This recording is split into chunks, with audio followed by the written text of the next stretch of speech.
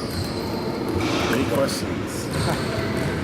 Are you anticipating doing a little bit more zone this year with the guard rotation being what it is? We're working on a lot of zone and a lot of man. It's pretty much what we were doing last year because of our lack of depth up front. So we don't have a lot of depth in the backcourt. I don't know if it'll be different from last year. Last year we ended up being 65-35 man to zone. So whether we look like that or it's 70-30, 60-40, 50-50, we haven't got that identity yet. Just through 12 practices, we don't have a defensive identity yet, and that's going to be a work in progress as we get closer to the season. But we want to make sure we're getting pretty good at both man and zone. So I'd say it's probably pacing like it did last year, from that end, because it's something we have to consider and think about. And we really used it last year as a way of generating more up-tempo, because we probably, statistically, we ran better, our offense ran better out of the zone than what we did man. So it's something that we're going to go to not just to try to protect against the foul line or fouls, but also as a way of getting out and running. Right now our rebounding's been pretty good in practice, so hopefully that continues to develop. How does the defense look compared to this time last year? How comfortable you are with it so far? Well, I don't know how comfortable we are about anything, this time of year. You're trying to teach and develop and evolve each week, and I think the guys are doing that. We just went on a retreat over the weekend. It was tremendous, a lot of team building, and that went really well last year. And I thought we try to do kind of like training camp, retreat, and then the season. So it's like we broke training camp. We have about 10, 11 practices, and then you go on the retreat, you come back off the retreat, and Sunday, Monday were our first practices that we consider not training camp type practices. And so the guys have really done a good job. This is a group that really listens. It's a group that really works. They've bought in. It's just inexperienced. It's, the Ware twins were 50-year guys that they didn't know our system, but they're 23-year-old. They understand defense. They understand concepts. So they put things up very quickly. Kyle and Jordan in particular, high basketball IQs, so they picked up things very quickly. Zach, being young, like a lot of freshmen, picked it up a little bit slower, not slower than freshmen, but slower than what the older guys did, and that's what happens. And this year we got a lot of freshmen, and so that inexperience is, I think, going to take us a little bit longer. And that's not just the defensive side of things, but that's offensively, making the right plays, where the ball's got to go, our screening reacts, how we like to do things. And they understand good shot, bad shot. It's just getting to that point is going to take some time yet, just because of the inexperience. Talk to those young guys. What's hardest to pick up? What's hardest for them? Yeah. I think making plays, a lot of them, whether you've been in the state of California, you've had a shot clock, a lot of them have played without the shot clock before. And they've come from high school playing against 15, 16-year-olds, and now you're playing against 21, 22-year-olds. So even though you've been together in the summer, it becomes a little bit of that's why we like to make that first 10 practice training day, because you get the shock on. The shock of being with coaches, the shock of being 12 guys in a gym and going 5-on-5 against really strong athletic bodies. So I think it's getting used to the pace of play and how fast and strong this level is compared to high school. How are your freshmen? They've been tremendous. Kavon's been slowed a little bit with his hip. It's something that's been nagging him, and each day he's getting to do more and more. He started to practice, banged a little bit, so we're just taking it slow because we're early in the season. I don't think anything's a serious concern, but it's something we just want to really be cautious with this time of year. But he's been terrific when he's been in there. And then Thomas, Gigi, these guys have just done incredible jobs early on. And Isaac, though not a freshman, it's his first go at it. I think all those guys have really showed a lot of promise and something we're really excited about. Does Kavon's style of play kind of lend itself for you guys being able to rely on him? Limit. Does his style of play kind of lend itself to you guys relying on him? Yeah, well, he's different than Juana, and Juana's been terrific. I think Juana and Noah have been I wouldn't say surprises, but they've been pleasant surprises. And in the first 2 weeks, they're doing everything we're asking them to do.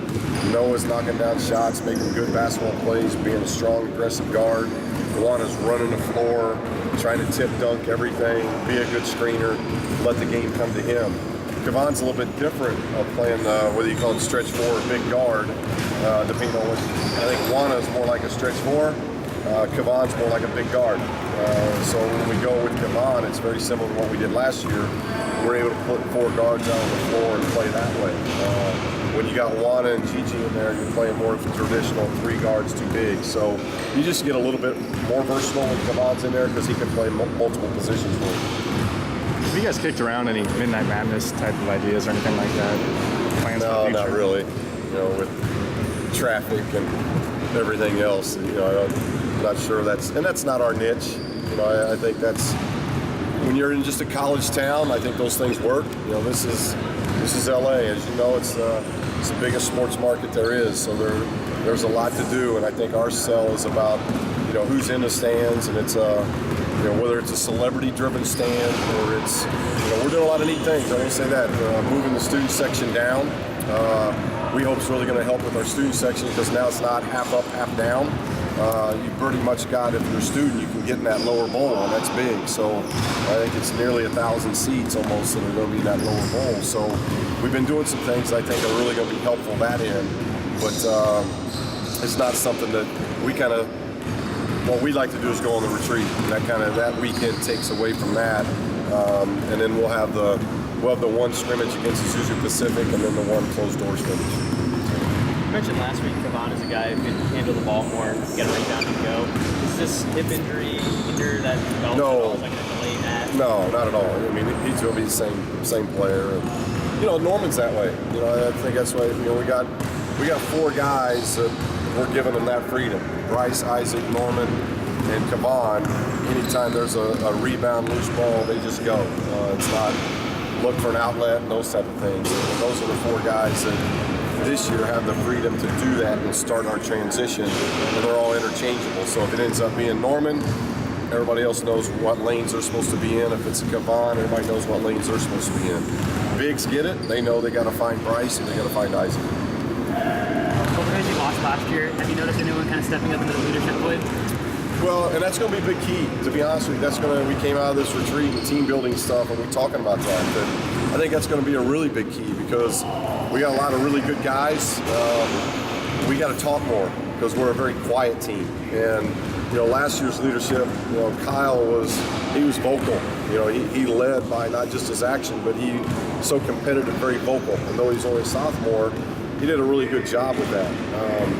And then you got guys like the Wares who did a really good job of letting him lead. So I think that's what we're going through right now. You know, Norman's got the ability to lead. He's a little bit quiet to be a leader. Bryce has all the intangibles of being a really good leader. He's only a sophomore. So how does upperclassmen handle that? So you're kind of going through those type of things. Isaac, I think potentially down the road can be, but he's trying to find his after being out a year. So it's about who's really up to do it.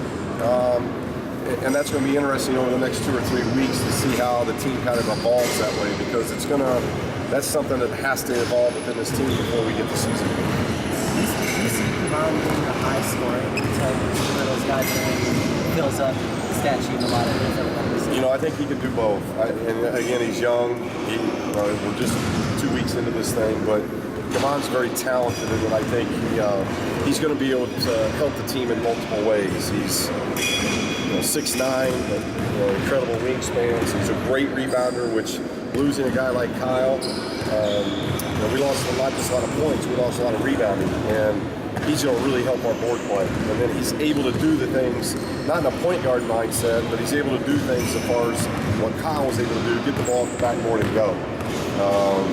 Not to the level of the point guard mentality as Kyle, but he still gives us that option of doing those things. So I think he's going to be versatile that way, but he's a freshman. So it's going to be, I think you'll see a gradual transformation of who he is as a player, because like all freshmen, he's got to figure out what this level's about and where his niche is and what his role is going to be on this team. But he's going to have a lot of freedom to create that role on this team.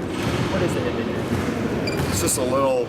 It's like the bone socket. It's just it's like a small bruise of some sort, and it's just painful more than anything. And it's gotten less and less. We're just not wanting to, force things back. We're letting him come back at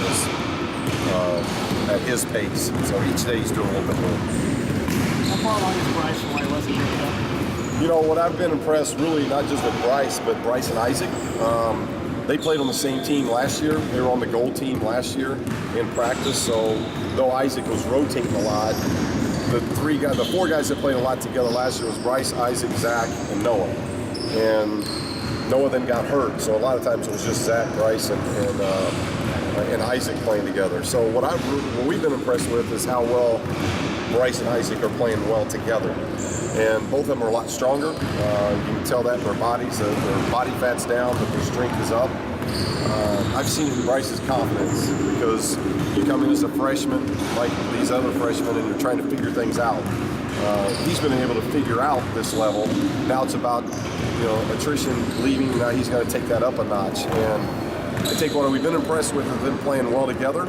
There's going to be times where they're not playing together, and both of them have to be able to play not so much differently, but they have to play well and continue to rise the team when one's in, one's out, because they're not always going to, because of the lack of depth, there's going to be times where they're not going to be out there together, and that's what they got to learn to be able to do. All right, thanks, Coach.